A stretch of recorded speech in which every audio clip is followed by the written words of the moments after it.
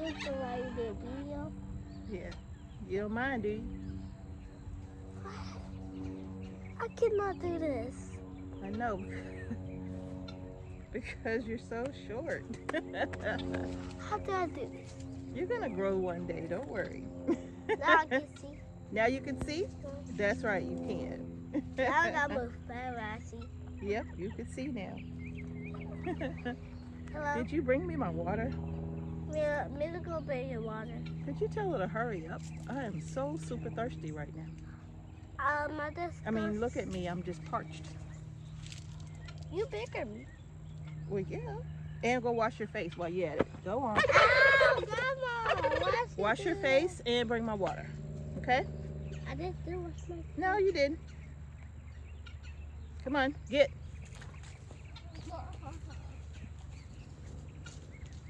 I need my water urgently. Welcome everybody, welcome to Homestead Heart. Today you all, nope, leave it there. Today you all, we're out doing some work out here on the farm. And as I'm working, I'm getting ready to harvest my final crop that we planted in the late spring, summer, early summer. And I'm getting ready to harvest. It's the very last thing coming out from that garden. And I've waited a long time to take it out for a reason. I've just been letting it sit because I wasn't ready to deal with them. But now I'm gonna go ahead and get them out. We have a cold snap coming. I think the temps are gonna be down in the 30s. So I'm gonna go ahead and get those harvested. I'm gonna harvest my moringa as well. And I'm gonna heavily mulch that moringa so that, you know, the plan is that it'll come back again in the early spring, right? Even if we get a winter, as long as I mulch it super heavy under some wood chips, some straw, some wood chips, whatever, you know, but I'm gonna mulch it really heavy so that when the spring comes, I do not have to replant the moringa in those spots in the watermelon patch, but they will just come back again on their own, right? So we have 3 moringa trees over there, and it's only 3 remaining from the ones that we had at first, but that's okay. I'm harvesting moringa from them and they are doing very, very well. But you all, that last few plants, I have 6 plants over there of peppers that I need to harvest, and I've told you all before that I'm getting ready to do a pepper sauce. And I know many of you that maybe live in northern areas, if you're not familiar with pepper sauce, it's primarily something that you would find in the South, okay? Now, harvesting those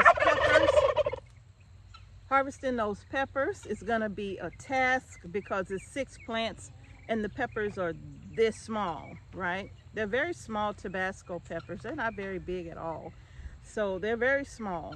So I'm gonna go ahead and take care of that today. But before I get into that, you all, I'm taking a little break here. Before I get into that, I really wanted to talk again about everything that we see that's happening. We just got over Helene about 2 weeks ago. Milton made landfall this week, and man, was that something. You know, Mr. H is going to be doing another video where he talks and shares his perspective on some things. And yeah, these are, you know, it's well, I'm not going to go into that. I'll let him talk about it, or we'll discuss it on Survival Mode, which is his channel.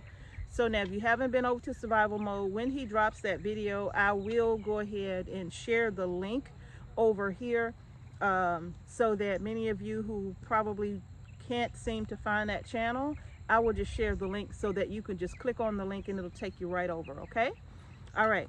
But in any case, you all, listen, we've all seen everything that happened with Hurricane Milton. A lot of people were surprised with flash flooding, and of course the amount of tornadoes. There were over 30 tornadoes that took place that day, with well over 100 and some odd tornado warnings that day, right? So Milton really brought a lot with it. Even though it didn't affect multiple states, it still brought a lot of damage to that part of Florida, right? So it was quite a bit to see. One of the things that we're always talking about is being prepared, especially here at Homestead Heart. That's one of the things that we try to share with you all often, is having a supply of food items that you can get to take with you if you have to leave. Everything is not about getting all this stuff put in a bedroom and where you're making your bedroom out of a pantry and you're storing everything. No, it's not just about that. That's why you see so many people say you should have a go bag or a bug out bag.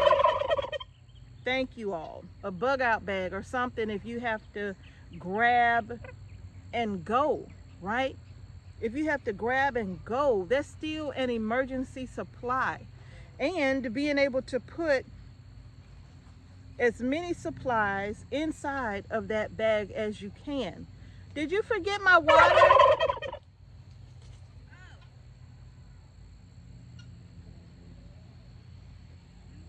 Yeah.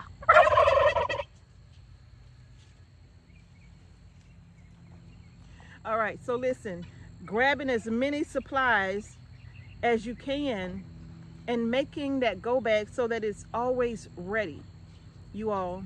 So again, I'm always talking about everything doesn't have to go in a jar. Everything doesn't have to be in glass or canned up. Some things can be put in these little Mylar bags. You know, it can be freeze-dried foods or dehydrated foods, right? It doesn't always have to be something canned, right? It could be things that you've prepared and you just put them inside of food storage safe containers. It could be emergency, or not necessarily emergency, but it could be energy bars, healthy energy bars, right? Things that you could just put down in a bag so that if you are on the road, for example, when people were trying to get out of Florida, like Mr. H said in that previous video he did on survival mode, the only way out is north, right? The only way you can get out of Florida is to go north, unless you got a boat. Other than that, if you're driving, you're going north, right? There are no shortcuts. You're going north. And yes, the traffic is going to be extremely heavy, right? One of my daughters said, as far back as she can remember, we've always had go bags. Even when she was small, we've always had go bags. And I'm like, yeah, we have always had some type of an emergency go bag, each and every one of them. And they were always in the closet by the front door. So when it was time for us to go, if we just had to hurry up and get out, as we are leaving out, each person would just grab a bag. It didn't matter whose bag it was. I knew that if each one of them had a bag, then I knew we had somebody's bag, right? As long as everybody had a bag in their hand. And then once we get in our vehicle, we can sort out whose is whose. But grab a bag and get out of the door and let's load up and get out of here, right? So we all knew that. Now, if you have time to go to, like, okay, here, this is yours. Okay, here, this is yours. Yeah, you can do that. But if it's urgent and you don't have time to do that, grab a bag. That's it. Grab a bag. There are only so many bags in that closet, and it's one for each member of our family. And if each member of our family has a bag, then we know that we have everybody's bags, right? So you all, having things like that prepared so that if you just have to get out and leave in a hurry, you can do that. So dehydrated, freeze-dried, these are some excellent ways to pack very, very light if you are in an urgent situation like that, okay? Now, if you want to get your canned foods, so many people have these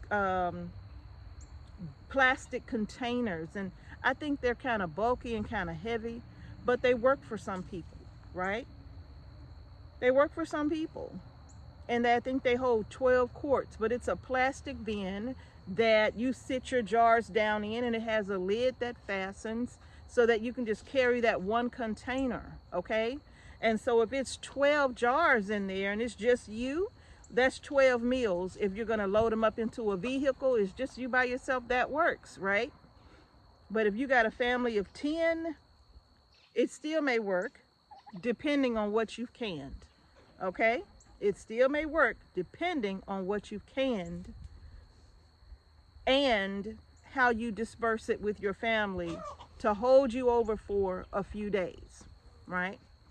So you all, having things, look, if it's an emergency, this is what we grab and go right here. And so having things like that ready to go, it's just, it takes stress away from the stressful situation that you're in.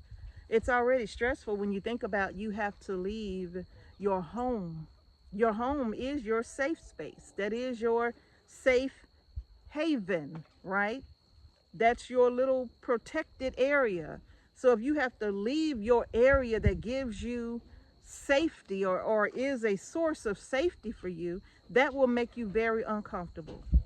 But if you got to be on the road and now you got to worry about food and water while you on the road, you got to worry about fuel while you on the road, that's a whole nother beast that you have to deal with, right?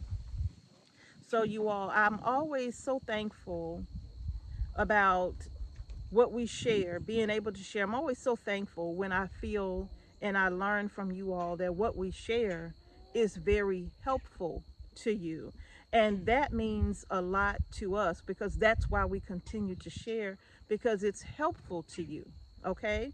Because we could just stick to gardening and sharing our homestead journey with, we could just stick to that.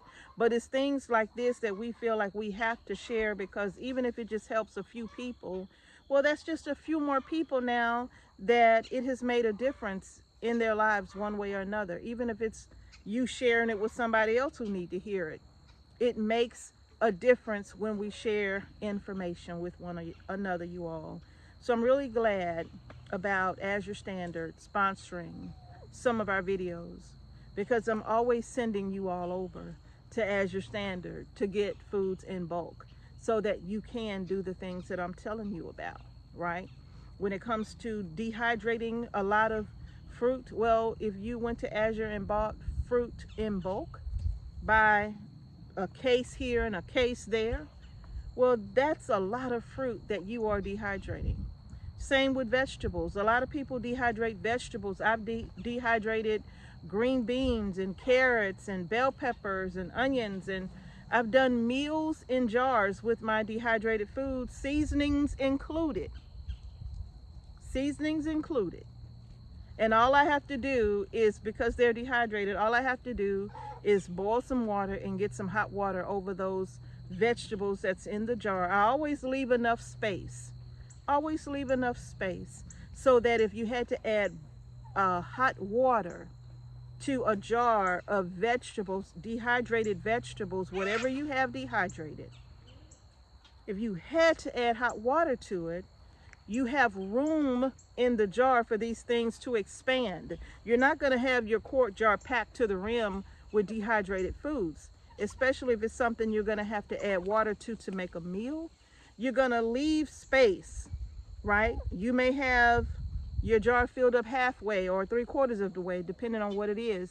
And then you're going to fill it with hot water, put the lid on, and let it sit.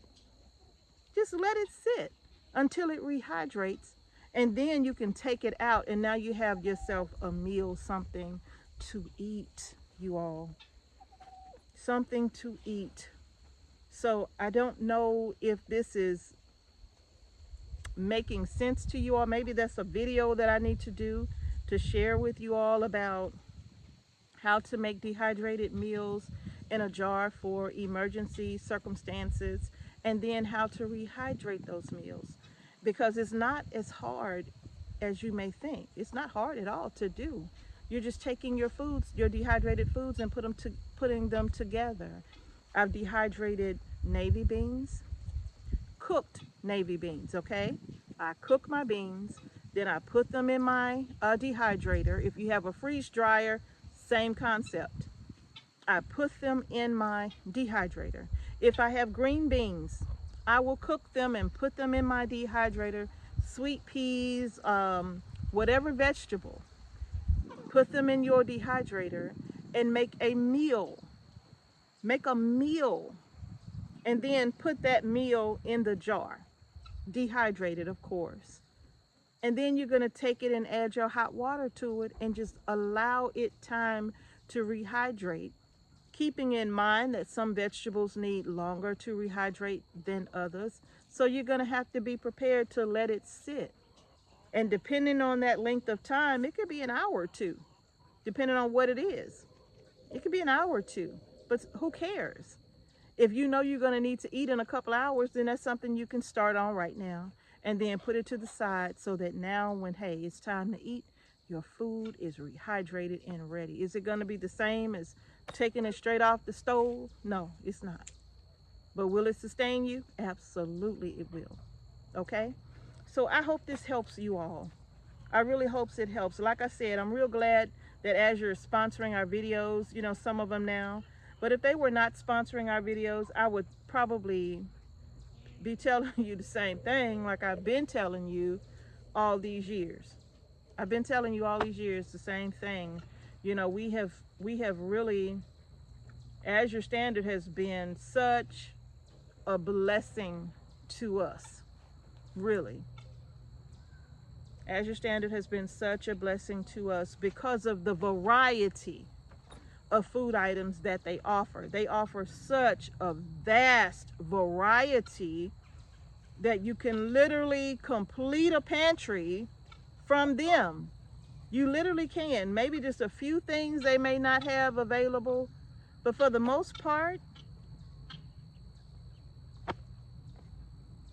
yeah, for the most part, they're gonna have it. Y'all know my bell pepper crop did not do well this year. And you all know how much I use my bell peppers, and I use them in every meal that I cook, right? And I love my dehydrated bell peppers. I love them more than freeze-dried bell peppers. I love my dehydrated bell peppers. I put them in everything. I rehydrate them and I use them for almost all of my meals. So if my bell peppers didn't do well here, what's my next thing to do? I'm gonna order them in bulk from the produce section of AZURE Standard, and when I get them all in, then I will get them all chopped and all put inside of the dehydrator. Y'all gonna be next. So yeah, that's gonna do it. I just wanted to really talk to you all about that. I'm gonna leave.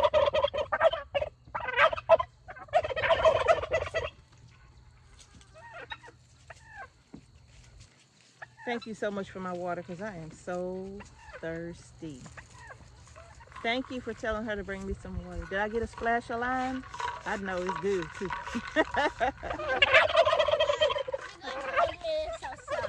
Huh? Mama said that she was going to come out here in 30 minutes. Oh, that's awesome. We got to fold up all that ground cover and get those peppers harvested and pull up those. I got my bag. I see. You should put your hat back on It's the... to protect your head from the sun. No. This thing made me fly. Oh, it's going to make you fly if you put... Oh, okay. Good luck. If you take off flying, hey, I'm going to have to try that. All right, y'all. That's going to do it. I'm going to leave all of the information below to AZURE Standard. If you're new to AZURE Standard, yes, you will save an additional 15% off of your first order, okay? And you can use our code Homestead Heart 15. And all of you can use our code Homestead Heart 10. That code is good through the end of the year, okay? Homestead Heart 10 is good throughout 2024. Homestead Heart 15, that code is going to be expiring at the end of this month. Okay? All right, you all. So one is 10% off, the other was 15% off. Okay? All right, you all. So that's going to do it for the video. Again, I'm going to leave the information in the description box below to AZURE. And I'm also going to leave a link at this video at the end of this video. So if you're watching on your tablet or your mobile device, you're going to see a little box at the end of this video with AZURE Standard. If you just click that link, it's going to take you right there. All right, you all. So get your supplies while the getting is good. Get it while the getting is good. Get it while you can. Okay? Because when these disasters hit the way that they are hitting, so many people are relying on outside sources.